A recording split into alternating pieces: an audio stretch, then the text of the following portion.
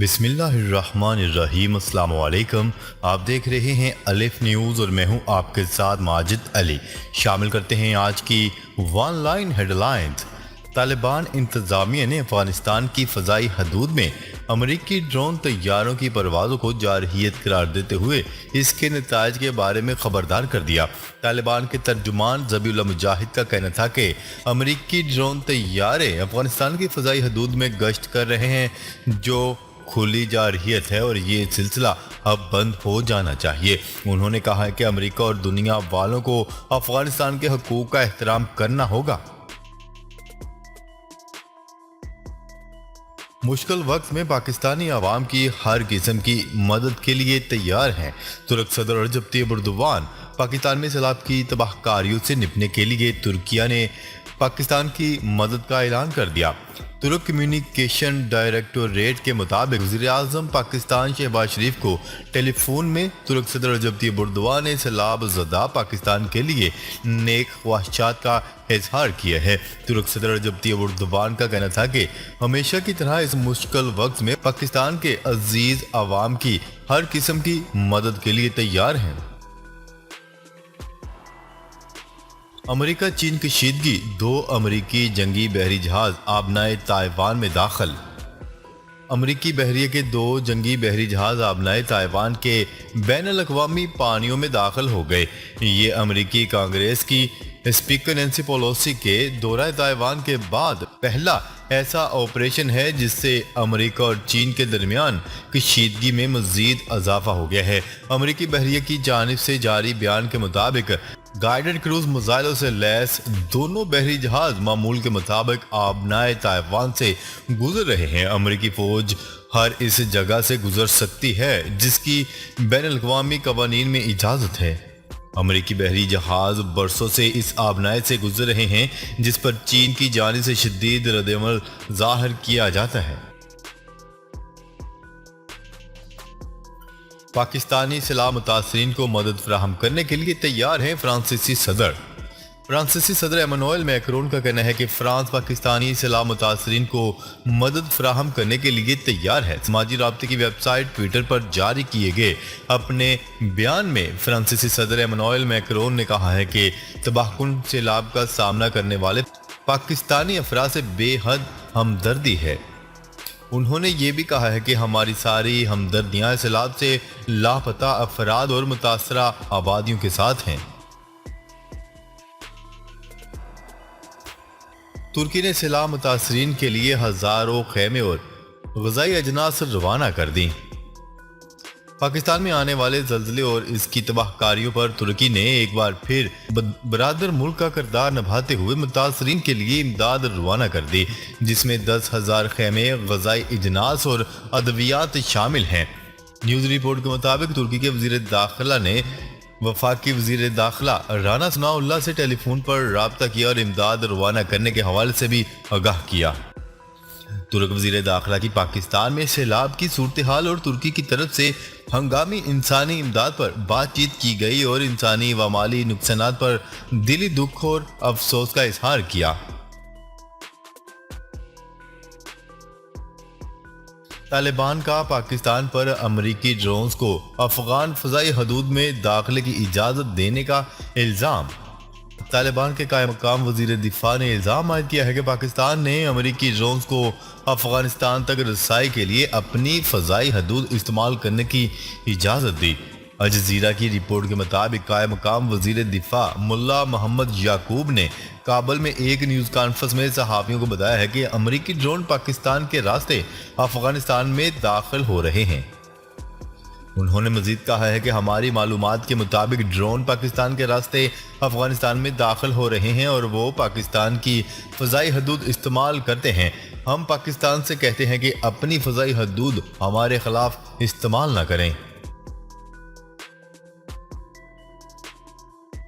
کوئٹہ میں ڈیم ٹوٹنے کی خبریں افواہ اور بے بنیاد ہیں، ڈپٹی کمشنر نے اہم بیان جاری کر دیا۔ ڈپٹی کمشنر کوئٹہ کا کہنا ہے کہ کوئٹہ شہر کے آس پاس تمام ڈیمز محفوظ ہیں، عوام افواہوں پر کان نہ دھریں۔ سوشل میڈیا پر موجود افراد سے گزارش ہے کہ افواہوں کے خاتمے میں انتظامیہ کا ساتھ دیں۔ ڈپٹی کمشنرز نے کہا ہے کہ کوئٹہ کے مکین افواہوں کی وجہ سے بڑی تعداد میں گھر بار چھوڑ رہے ہیں، جس کے باعث خوف و ہراس پھیل رہا ہے۔ شہریوں سے گزارش ہے کہ واپس اپنے گھروں میں آ جائیں، اپنے بچوں اور املاک کو مشکل میں نہ ڈالیں۔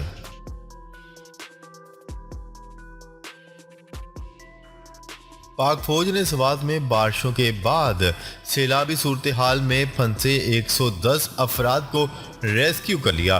پاک فوج کے شعبہ تعلقات عامہ ISPR کے مطابق خوازہ خیلہ سے کانجو کینٹ سوات تک پھنسے 110 افراد ہیلی کاپٹر کے ذریعے ریسکیو کر لیے گئے، جنہیں کھانا اور ضروری طبی امداد فراہم کی جا رہی ہے۔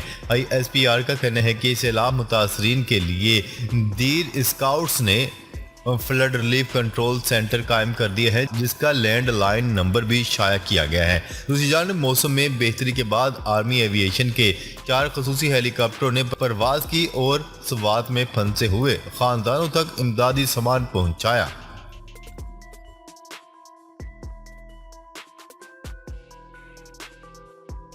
سیلاب زدگان کے لیے متحدہ عرب امارات کا بھی امدادی سامان پاکستان پہنچ گیا۔ نیوز رپورٹ کے مطابق پاکستان موسلادھار بارشوں اور سیلاب کے باعث لاکھوں مکان تباہ اور لوگ بے گھر ہو چکے ہیں، جبکہ سینکڑوں کی اموات ہو چکی ہے۔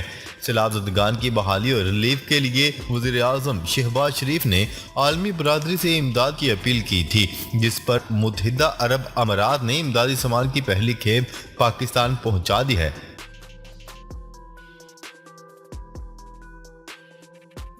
یورپ کو 500 سالہ تاریخ کی بدترین خشک سالی کا سامنا۔ یورپ میں شدید گرمی اور معمول سے کم بارشوں کی وجہ سے دریا اور ندی نالے سوکھتے جا رہے ہیں۔ خراب موسم نے فصلوں کو بھی نقصان پہنچایا ہے۔ خشک سالی کی وجہ سے آبی اور جنگلی حیات کے ساتھ انسانوں کے لیے بھی خوراک کا بحران پیدا ہو چکا ہے، جبکہ رہی سہی کسر جنگلات میں لگنے والی آگ نے پوری کر دی۔ افغان حکومت دوحہ معاہدہ میں لڑکیوں کی تعلیم سے متعلق وعدے پورے کرے، امریکی نمائندہ نے بڑا مطالبہ کر دیا۔ افغانستان میں خواتین اور انسانی حقوق کے حوالے سے خصوصی امریکی نمائندے نے افغان لڑکیوں اور خواتین کے حوالے سے موجودہ صورتحال کو شدید تشویشناک قرار دیتے ہوئے اسلامی ممالک پر زور دیا ہے کہ وہ اس معاملہ پر آواز اٹھائیں۔ سعودی گزر سے بات چیت کرتے ہوئے لڑکیوں اور خواتین کو تعلیم حاصل کرنے کا پورا حق ہونا چاہیے۔ انہوں نے افغانستان کی حکومت پر بھی زور دیا کہ وہ دوحہ معاہدے میں کیے گئے تمام وعدے پورے کریں۔